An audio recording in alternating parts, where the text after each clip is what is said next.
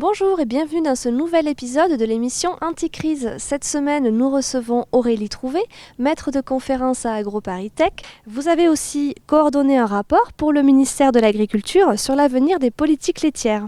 La conjoncture semble s'améliorer en production laitière. Vous partagez cette analyse ?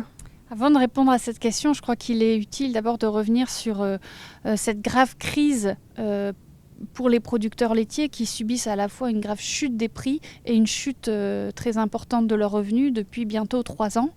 D'abord parce qu'on a surestimé la demande internationale, notamment du fait de l'embargo russe en 2014, mais aussi le fait que la Chine et un certain nombre de pays émergents n'ont pas été à la hauteur des promesses d'exportation. Et puis aussi parce qu'on a sous-estimé la forte hausse de la production de la part des producteurs de lait en Europe, notamment dans certains pays comme l'Irlande, les Pays-Bas, le Danemark, etc., malgré cette chute des prix. Alors je crois qu'au fond, le problème, il est surtout la dérégulation des marchés agricoles, alors même qu'on est face à des marchés très imparfaits. On a dérégulé, donc on n'a plus de mécanisme de stabilisation des prix, ni de maîtrise des volumes de production, ce qui s'appelait les quotas laitiers. Et je crois qu'au fond, c'est vraiment cette dérégulation qui aujourd'hui fait qu'on a des prix qui sont extrêmement volatiles, qui suivent les cours internationaux. Et malheureusement, la crise qu'on connaît depuis 2014 a toutes les chances de se reproduire dans les années à venir, de toute façon. Alors justement, que faut-il mettre en place pour garantir des prix rémunérateurs dans la durée ? Alors je pense que, il faut un mécanisme de maîtrise obligatoire ou volontaire des volumes de production en cas de crise.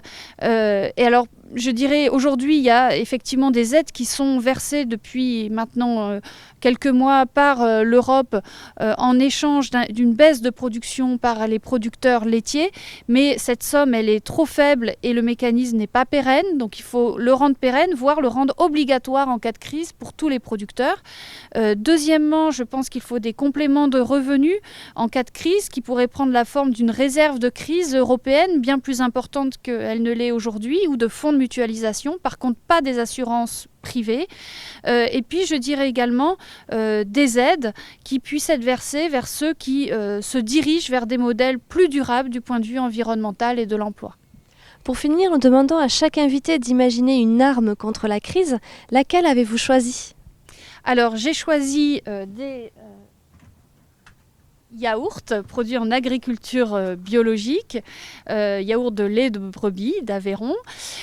Pourquoi j'ai choisi cela ? D'abord parce que je pense que c'est important aussi, face à la crise, de se tourner vers des modes de développement agricoles autres, qui permettent de mieux valoriser les prix de production par des produits de qualité comme le bio ou même le comté, qui aujourd'hui ne connaît pas la crise non plus, mais aussi vers des systèmes économiques et autonomes qui permettent d'être moins endettés au niveau des exploitations, en ayant moins de coûts en alimentation animale, en se dirigeant par exemple davantage vers la production herbagère ou en machines.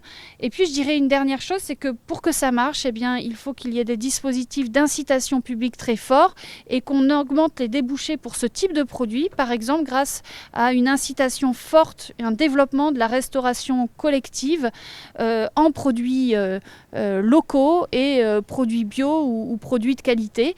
Et puis dernier élément, je crois très important aussi, c'est de faire en sorte que les producteurs retrouvent une certaine force, ne se retrouvent plus complètement désorganisés face à des multinationales de la transformation et de la distribution. Et là aussi, il faudra des mesures publiques beaucoup plus importantes pour faire en sorte qu'il y ait une meilleure valeur ajoutée qui soit redistribuée vers les producteurs. Merci beaucoup d'avoir accepté notre invitation et à vous, je vous dis à bientôt, toujours sur Plein Champ.